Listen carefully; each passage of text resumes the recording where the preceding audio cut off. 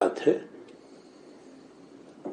जो labour force है, work force, ये सरकारी आंकड़े हैं, मेरे नहीं, कांग्रेस पार्टी के नहीं, 47.50% of India's workforce is unemployed today. This is an alarming number because the number of people who are employed are only 43% of the workforce. तो 43% के पास काम है, 47.5% बेकार है. दूसरा है यूथ अनएम्प्लॉयमेंट का, क्योंकि भारत का जो बाहुल्य है हमारी जनसंख्या का, लगभग 64% वो युवा पीढ़ी है. मीडियन एज भारत की 28 है, 28 बरस. That's the median age of India. 22% से ऊपर यूथ अनएम्प्लॉयमेंट है, 22% plus. That is the percentage of youth unemployment which is alarming. What this country has seen and what is being claimed is jobless growth. चाहे राज्य सरकार की नौकरियां हैं, हिमाचल में 63-64 हजार सरकारी पद रिक्त पड़े हैं, नियुक्तियां नहीं हुई. क्यों नहीं हुई? केंद्र सरकार के आंकड़े निकालिए. केंद्र सरकार की कितनी नौकरियां खाली हैं? अब रोजगार मेला लगा है. पुराने इंटरव्यूज जिनके हो चुके थे कोविड के टाइम के, चिट्ठियां दी जा रही हैं, क्योंकि चुनाव है और दोनों राज्यों में सवाल हो रहा है. पर अभी तो पहले हिमाचल का है, दूसरी तरफ तो घोषणा भी नहीं कर पा रहे कि कब चुनाव होगा. मेरा इशारा गुजरात की तरफ है, अभी तो हिमाचल की बात. आज हो गया, मेरे को मालूम नहीं था. अच्छी बात है, तारीख पता. एक अच्छा, मुबारक हो. फिर तो दोनों पे लागू हो जाती है मेरी बात. हमारा राष्ट्रीय दल है ना, इसलिए जो हम कहते हैं अपने यहां के लिए तो प्रचार के हैं, पर वहां भी लागू है, क्योंकि डबल इंजन सरकार है. हम नहीं कहते, वो कहते हैं.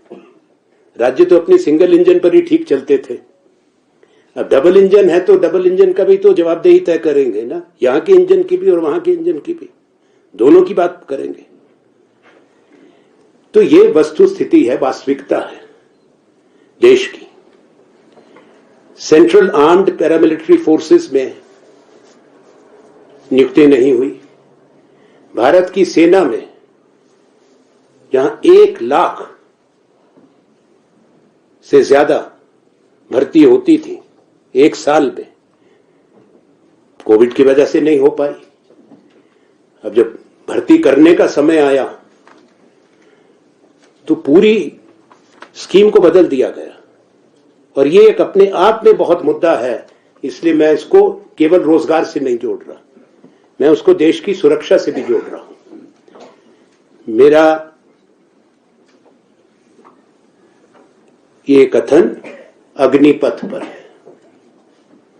हमारे यहां से बहुत बड़ी संख्या में हमारे बेटे भारत की सेना में जाते हैं.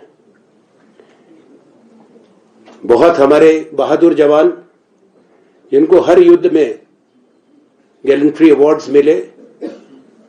छोटा राज्य है पर बहादुरों का देश प्रांत है.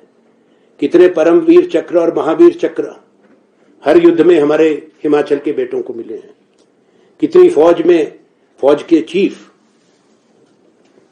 जनरल्स हिमाचल से हैं, हमारे बाजू के सूबों से हैं, राज्यों से हैं. बच्चे तैयारी करते हैं, एकेडमीज खुली हुई हैं कि भारत की सेना में जाएंगे.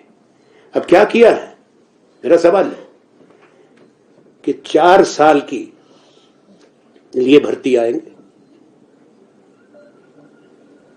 25% फौज में रहेंगे, 75% बाहर. अब कहते हैं 25% प्राइवेट सेक्टर लेगा. तो देश की फौज होती है भारत की सेना, प्राइवेट सेक्टर उनको हम नहीं रख पाएंगे, देश नहीं रख पाएगा, तो प्राइवेट सेक्टर 25% रख लेगा. देखेंगे। प्राइवेट सेक्टर तो वही रखेगा जो उनकी मशीन चलाने के, उनके उत्पादन से जुड़े लोग हैं। केवल सुरक्षाकर्मी थोड़े बनाने, देश की रक्षा करना अलग बात। You don't expect the Indian Army, ex-army men, those who risk their lives for the country, just to be reduced to private security guards and agencies. That's a fundamental question. उसके बाद सेंट्रल आर्म्ड फोर्सेस में रखेंगे। आप आंकड़े निकालें, मैं chairman रहा हूं कई बरस, स्टैंडिंग कमेटी ऑन होम का हमने रिपोर्ट पेश की है। जो अभी भी रिजर्वेशन है कि जो आर्मी से निकल के जाते हैं, चाहे 15 साल के काम करने के बाद, उनको रखा जाता है, पुलिस में भी उनको रखा जाता है। ये जो अर्धसैनिक दल हैं, सुरक्षा दल, सेंट्रल आर्म्ड पैरामिलिट्री फोर्सेस, उनके आंकड़े निकाल लीजिए आप। जो रिजर्वेशन है उसका 5% भी नियुक्तियां नहीं हुई है भारत की सेना के फॉर्मर सोल्जर्स। और अब जो भर्ती होगी, अब ये कहना मैं अपमानजनक मानता हूं कि 11 लाख रुपए उनको देंगे, जब उसके बाद कुछ नहीं मिलेगा। माने कि आर्मी की कैंटीन से राशन भी नहीं मिलेगा। कोई सेंट्रल गवर्नमेंट जो आपको स्वास्थ्य के लिए मिलती है, हेल्थ केयर का कोई प्रोटेक्शन नहीं है, कोई पेंशन नहीं है। और वो 11 लाख में भी 5.5 लाख इन बहादुर जवानों के अपने होंगे, सरकार के 5.5 लाख।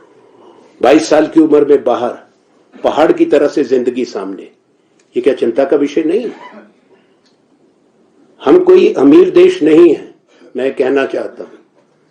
हम आज भी एक प्रगतिशील देश हैं, चाहे हम जो भी प्रचार कर लें। भारत आगे बढ़ा है, निरंतर आगे बढ़ा है। पर जो बड़े राज्यों में है, अमीर राज्यों के अंदर है, उसको बंद करें। वो हायर एंड फायर सिस्टम चलता है कि आप फौज में आए, कॉन्स्क्रिप्ट आर्मी होती है, इतने साल काम करिए, चले जाइए। पर वहां जैसे आप बाहर जाते हैं, आपको गारंटीड सोशल सिक्योरिटी मिलती है, मंथली अलाउंस मिलता है, जीवन भर आपको और आपके परिवार को, उनको जो पूर्व सैनिक हैं उनके पूरा हेल्थ केयर का गारंटी रहता है, सोशल सिक्योरिटी का कवर उनको रहता है। यहां पे कुछ नहीं होगा। आप देश की सुरक्षा की बात है, सुरक्षा सेना करती है, सेना भारत की है, और उस सेना के बारे में चिंता व्यक्त करना मैं स्वयं अपना कर्तव्य समझता हूं, मेरा दल भी। हमारे छोटे राज्य के अंदर 2.5 लाख के लगभग पूर्व सैनिक सेंट्रल आर्म्ड पैरामिलिट्री फोर्सेस में, हमारे पड़ोस के राज्यों में भी वही स्थिति है। तो एक राष्ट्रीय समस्या है, हिमाचल से ही केवल जुड़ी नहीं, क्योंकि सेना और सेंट्रल आर्म्ड फोर्सेस पूरे देश की हैं। अब यहां प्रधानमंत्री जी आएंगे, गृह मंत्री जी आएंगे, रक्षा मंत्री आएंगे, मेरा उनसे आग्रह रहेगा, ये आलोचना नहीं है, मैं जो भी कह रहा हूं सरकार की नीति, तथ्यों पर आधारित बात कह रहा हूं। उसका जवाब दे, क्यों किया, उसको ठीक करें। इसका बहुत बड़ा खमाजा आज के 7 साल के बाद भारत को झेलना पड़ सकता है। एक तरफ चीन की सेना खड़ी है, दूसरी तरफ पाकिस्तान खड़ा है। हम रोज कहते हैं हमने देश की सुरक्षा मजबूत कर दी, कल भी कहा गया होनी चाहिए हिंदुस्तान की सुरक्षा, हम सबके लिए आवश्यक है, हम सब देशवासी हैं, हर भारतवासी देशभक्त है, कोई नहीं चाहता हमारा देश कमजोर रहे। पर आज के 7 साल के बाद इसका खमाजा हमको भुगतना पड़ेगा। जो किया है ये निर्णय, हमने कहा था इस पे पुनर्विचार करें, इसमें कम से कम 50% की हमारी मांग है, 25 नहीं 50% को उनको रेगुलर करना पड़ेगा। और भारत की सुरक्षा की भी आवश्यकता है। और जो भी फौज में, भारत की सेना में काम करते हैं, जो अपनी जान हथेली पे लेके सीमा पर खड़े हैं हमारे बेटे, उनको देश का कर्तव्य बनता है आश्वस्त करने का, उनको, उनके माता पिता परिवारों को, कि तुम्हारे पूरे जीवन भर के लिए ये देश कृतज्ञ भी है और ये देश आपको सामाजिक सुरक्षा देगा, सोशल सिक्योरिटी देगा, पेंशन देगा, और पूरा हेल्थ केयर प्रोवाइड करेगा। वरना कैसा देश हम कहते हैं कि आगे बढ़ रहा है और निर्णय वो ले रहे हैं जिससे पीछे की तरफ ले जा रहे हैं। मैं इसको अपने आप में एक बड़ा विषय समझता हूं जो चर्चा में नहीं आया। तो मैं जहां गया हूं अभी, मुझसे लोगों ने बात की कि आनंद शर्मा जी इस बात को क्यों नहीं उठाएगा, इसलिए आपके सामने रखी।